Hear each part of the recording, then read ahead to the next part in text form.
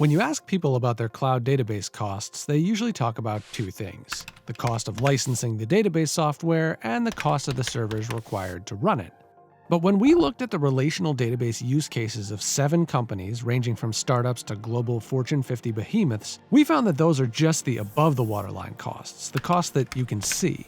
The true cost of a cloud database is much, much more. Consider, for example, the case of a global electronics brand. There's a good chance you have a couple of the products they've produced in your house somewhere.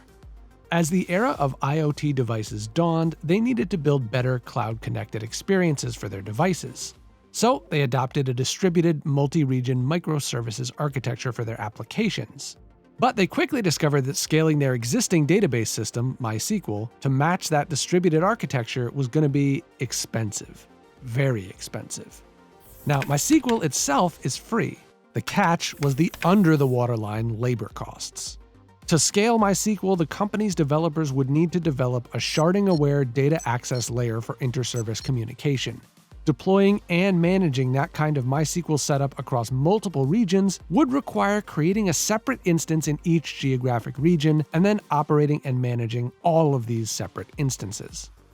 All of that work is time-consuming, and it results in a complex system that then has to be maintained and updated by developers, DBAs, and other technical staff. And the cost of their time, that adds up fast.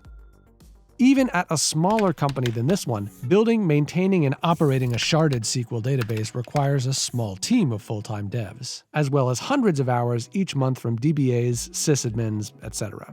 Ultimately, the electronics company decided it was more economical to switch to CockroachDB, a distributed SQL database with a much lower actual cost of operation. Here's how the costs would break down at a smaller company, comparing a year of CockroachDB dedicated to Cloud Postgres.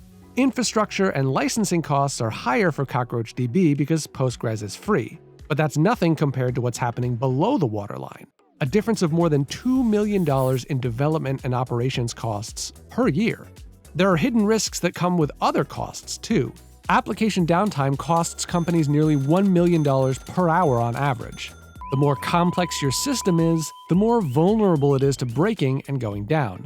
And some databases like Postgres or MySQL can require downtime for things like version updates and schema changes. And even a cloud-native database can carry the risk of vendor lock-in. Choosing a proprietary database from one of the cloud providers means you're essentially stuck with them. If their reliability drops or their prices rise, your only out is a time-consuming and costly migration. So what's the true cost of a cloud database? It's license fees and infrastructure costs, but also risk and time. Learn more about the true costs of cloud databases and how 7 different companies saved money and time and decreased their risk profile by switching to CockroachDB.